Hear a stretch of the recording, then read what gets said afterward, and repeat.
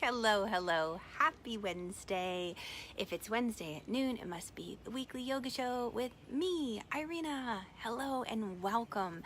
And if we haven't met before, my name is Irena, and I love to help you connect to your unseen resources, help you find more harmony and joy in your day-to-day living. So thank you for joining me today. I posted a picture earlier with all sorts of fun things that I brought out to share with you, but good old smoky quartz, selenite, had a wonderful feather, some sage, and even some salt. Oh my goodness, and why in the world might I have these things? Well, I've had an interesting journey the last couple of months with some flooding in my basement. And one of the things that I just do by natural rote now is I do these different techniques and special ceremonies and special activities that have just become a part of my everyday lifestyle. And I thought, why not share them with you? They might make a difference. And this is a conversation that started up in my private Facebook group, and some really great ideas and tips behind what people do to create sacred space for themselves, and what is the one thing that makes all the difference. Well, let me even just back up for a second and ask you, have you ever noticed in your home if something feels just energetically off? So for example, if you go in and you notice, oh, the air feels kind of tense. Did someone have a fight in here? Right? Or maybe someone's been sick and it just feels like, ooh, we need to open up the windows, let the sun shine in, get the energy moving again, right?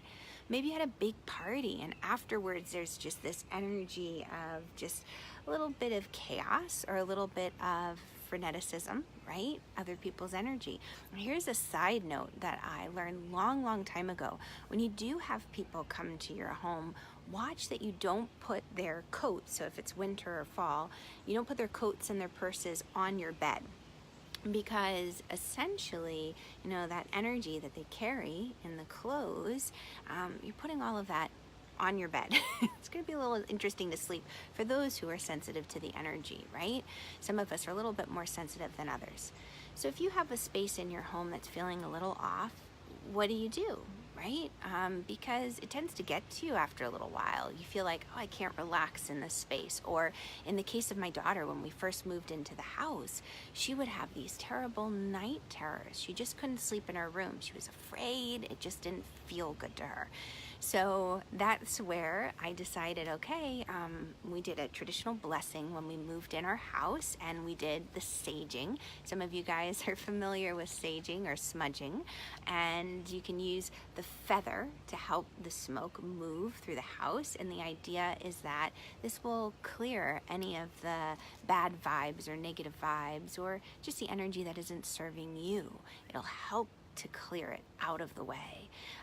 We did that when we moved in, but her room needed a little bit of extra love and attention. So I remember I went into her room and I decided I'm gonna pull out the big stuff, so to speak. And I had read once upon a time that salting the perimeter of a space can be very protecting and very healing. And I thought, why not? What do I have to lose other than a mess to vacuum up later? So I salted all the edges of her room, and I sat down in the middle and I said a prayer and I did the rosary. So I'm very fond of asking Mary for help, Mother Mary, and doing the rosary. And from that point on, it was fine. She felt safe. She felt comfortable in her room. And that might not seem like a big deal. It might even seem like unnecessary steps to some people, but our subconscious is paying attention. And energy is real, right? We know when we come up against someone, if they're very angry with us, that they're going to give off a certain vibe. We're going to feel that like, oh, what did I do? It's even more than their looks. You feel it. It's palpable. It's like going to a concert and feeling the music. Everything's moving in some kind of wave. So how can you, right?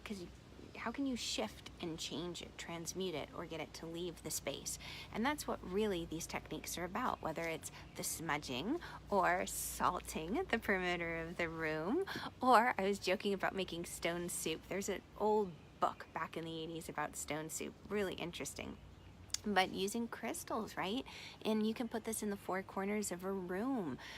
In the private Facebook group, the Yoga with Irena, great discussion where Michelle brought up a wonderful stone called apophyllite that she uses in the corners of her house to help keep it protected and safe. And I go to selenite often because that's great for clearing negative energy and bad vibes. And then of course smoky quartz for grounding and protection and also clearing. And here's the thing, right? What makes all the difference? What's the one thing that makes all the change in the whole entire world? It's you, right? You're the magic part of it. You're the piece that is so vital because it's your intention, it's your love, it's your energy that you're putting into the space to ask for the blessings, to charge the stones, so to speak, right? You say your prayers. Another wonderful friend in the group, in our private Facebook group, was talking about blessings that she has over each door, right? Or even blessings that you can write and put rolled up into a potted plant in the home. That's something, this is one of my favorite books for creating sacred space by Denise Lynn. It's just all sorts of wonderful ideas to really make the space yours and to feel good in it so you can relax. Because these little things, it's kind of like, sand in your shoe, or maybe even a pebble. Sand, doesn't bother so much at first, but if you keep walking with that sand in the shoe and say hello when you jump on, or say replay if you're catching the replay, but if you continue to walk with that sand in your shoe or the pebble, it's gonna be very grating and it's gonna be annoying and it's gonna distract you over time. It's gonna distract you from relaxing, from the joy that's all around. So I'm curious to know if you have any special technique that you like to use in blessing a new home when you move into it, or creating sacred space. Maybe there's something special in your family. One of the gals in the group mentioned how her family would always bless a space with rose-scented water. That's a whole other aspect too, using flower essences that Denise goes into in her book, The Bach Remedies. I'm so glad you joined me, and if you want to join the conversation and go deeper with this, because we're having a lot of fun in my private Facebook group, I'll leave the link in the message below and maybe in the description above if Facebook will let me. Come join the party. We go on all sorts of adventures, and it would be lovely to have you join in too. It's a fabulous community where we support one another, because there's a lot out there to learn, and a lot can be, it's so much more fun with friends is what it comes down to.